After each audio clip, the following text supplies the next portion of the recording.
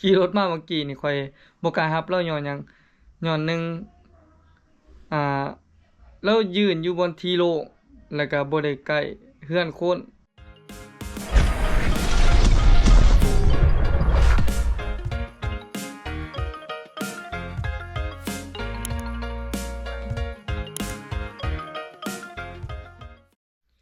ทุกคนข่อยมีเรื่องที่บอกสู่ฟังเนาะตอนหลังจากข่อยมาแต่เฮือนบ่าวบิ๊กใหญ่บางเวทนี่แหละข่อยมาเนาะข่อยขี่รถจักรมานะมีอ้ายอันหนึงเนาะแล้วกวักรถข่อยนะแต่ข่อยบ่ได้รับเราเนาะอ่าก่อนอื่นก่อนสิเว้าเนาะก็ขอกราบสบายดีพ่อแม่พี่น้องเบิดทุกผู้ทุกคนก่อนเด้อทุกคนเด้ออ่าก็คือถ้าว่าอ้ายเพิ่นได้ดินโซเชียลหรือว่าได้เห็นคลิปนี้เนาะน้องต้องขอโทษขออภัยนำเด้ออ้ายเด้อน้องบ่กล้ารับอีหลีเนาะแต่ว่าพี่น้องบ้านใกล้เรือนเคียงหรือว่าทางบ่อนอื่นเนาะถ้าว่าอ่าบ่มีรถเนาะหรือจะได้เกิดอิหยังต่างๆเนาะเกิดเหตุอิหยังต่างๆคือแบบเราบ่มีรถไปบ่นั้นบ่นี้นะก็คันว่าเราสิกวักขอติดรถเข้าไปนำนะคือเหตุการณ์ข้อยนี่ข้อยคือ ขี่รถมาเมื่อกี้นี่ข้อยบ่กล้ารับแล้วย้อนหยังย้อนหนึ่งอ่าแล้วยืนอยู่บนที่โล่งแล้วก็บ่ได้ใกล้เฮือนคนบ่ได้ใกล้ห้างสรรพสินค้าอิหยังต่างๆเนาะแต่ก็อย่างหนึ่งอายเพิ่นปาตีนแน่อย่างหนึ่งก็คือเฮาก็ย้านนะในใจเฮาก็อยากรับอยู่ดอกเพราะว่าอาลีก็เป็นคนใจดีอยู่แล้วนะแต่เหตุการณ์นี้คือบ่กล้ารับอีหลีเนาะอืมเพราะว่าอีกอย่างหนึ่งคือลักษณะจังซั่นแหละเนาะอายเพิ่นอยู่บ่ยืนบนที่โล่งหั่นน่ะ ถ้าผู้ใดก็อย่าเนาะถ้าว่าสิกวักรถกวกหยังหั้นนะต้องย่างไปไกลๆเฮือนเขาเจ้าบ่หรือว่าแถวบ่อน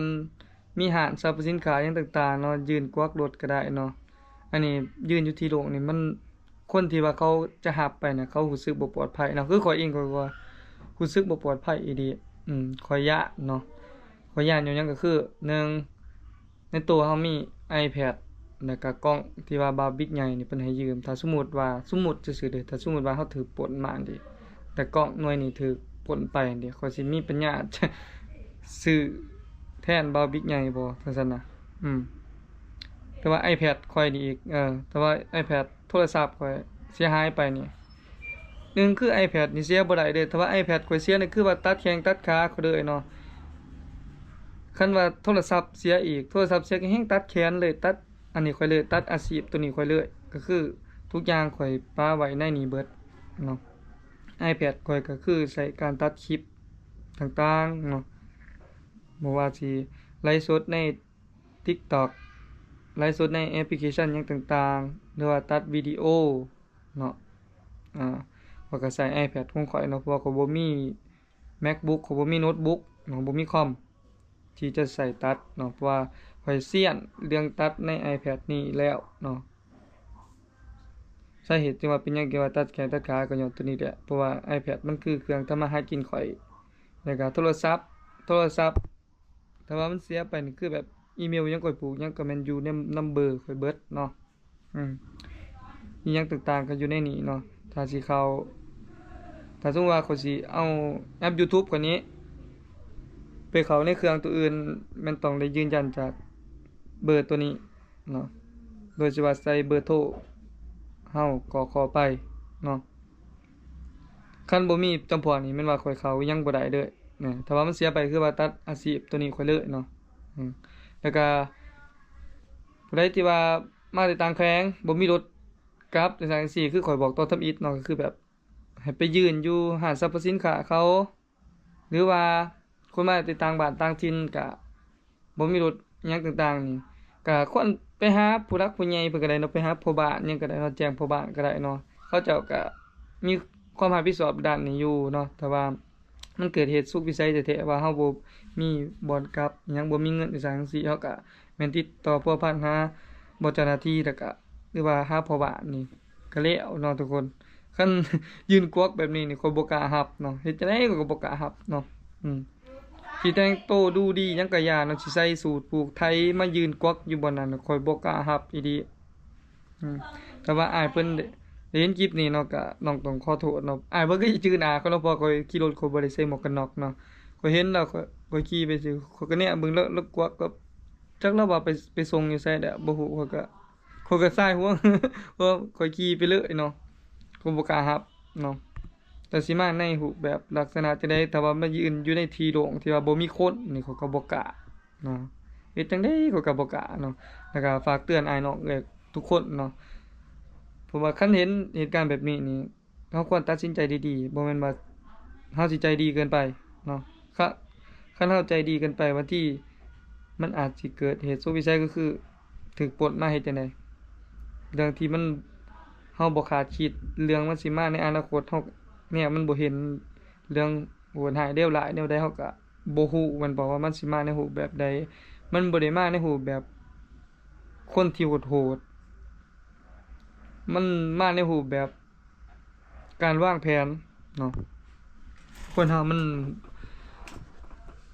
ฮู้หน้าบ่ฮู้ใจแม่นบ่อีกอย่างเรากับเขาบ่ได้รู้จักกันจังซี้นะ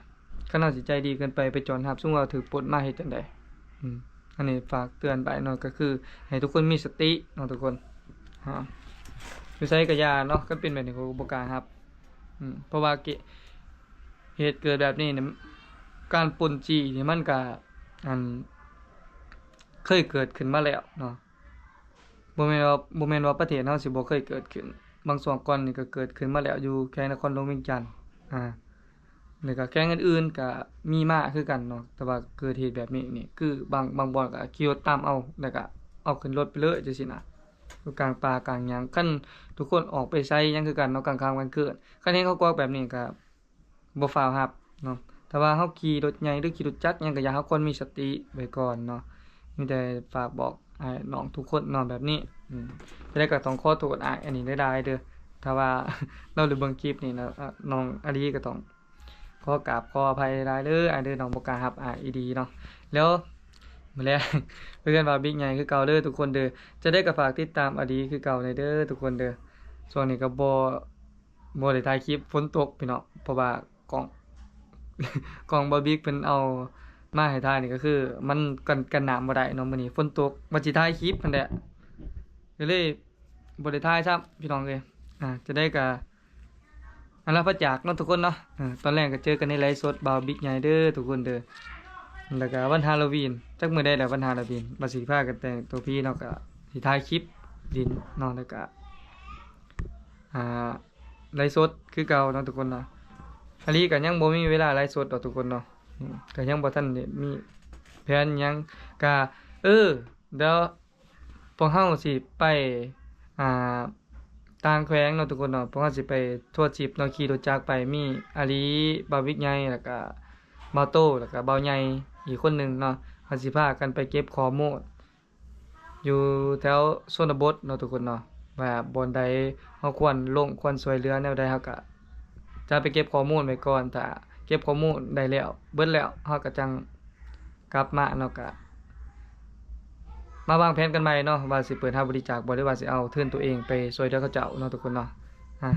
นี่จะฝากเพลงตัวนี้เด้อทุกคนเด้อจังได๋ก็ขอขอบใจทุกคนเนาะที่รับชมรับฟังแล้วก็เบิ่งคลิปนี้จนจบเนาะก็ขอขอบใจหลายเด้อบ๊ายบาย